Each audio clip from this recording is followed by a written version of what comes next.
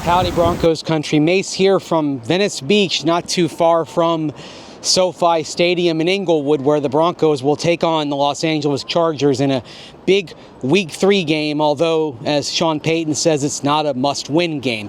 Big thing number one actually focuses on a player who won't be on the field. That, of course, is Dre Greenlaw, landing on injured reserve on Saturday. So the free agent signee who was supposed to truly impact the core of the Broncos D won't be seen in game time action until at least Week 7. That's when the Broncos play the New York Giants. So not out there against the Chargers, won't be out there against the Bengals next week, won't be out there against the Philadelphia Eagles in Week 5. So the Broncos still not able to have that defense as intended, still not able to have that impact player at the core of their D as he continues to struggle with quad issues that have dogged him going all the way back to April. That's when he first had the quad strain that sidelined him for OTAs and minicamp. And by the time he gets back, if he returns by the Giants game in Week 7,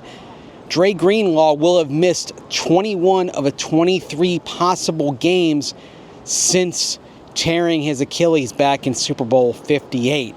And so you have Evan Engram, another one of the big four free agent signees of this offseason. He's out on Sunday with a back injury. So that's two of the four guys the Broncos brought in, all of whom had recent injury histories.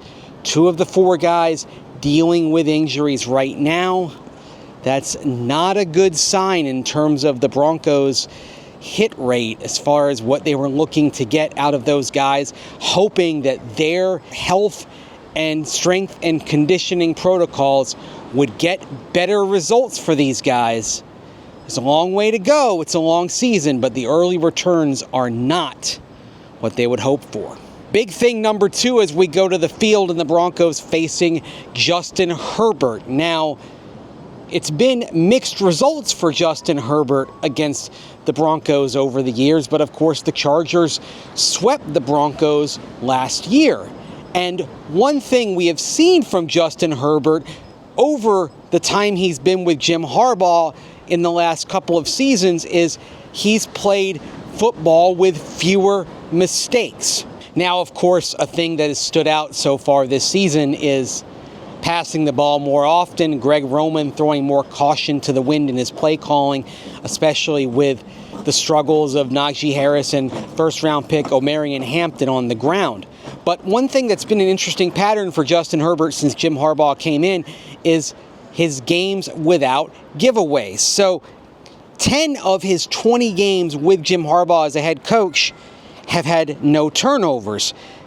In his first 4 seasons at quarterback, he had just 18 such games. So that's 10 of the last 20 compared with 18 over a 4-season span. And why that's significant is because the Chargers are 24-4 when Herbert doesn't turn over the football, compared with 19-36 when he has at least one giveaway. So that's part and parcel of why the Chargers have been so effective. And so that puts the onus on the Broncos D.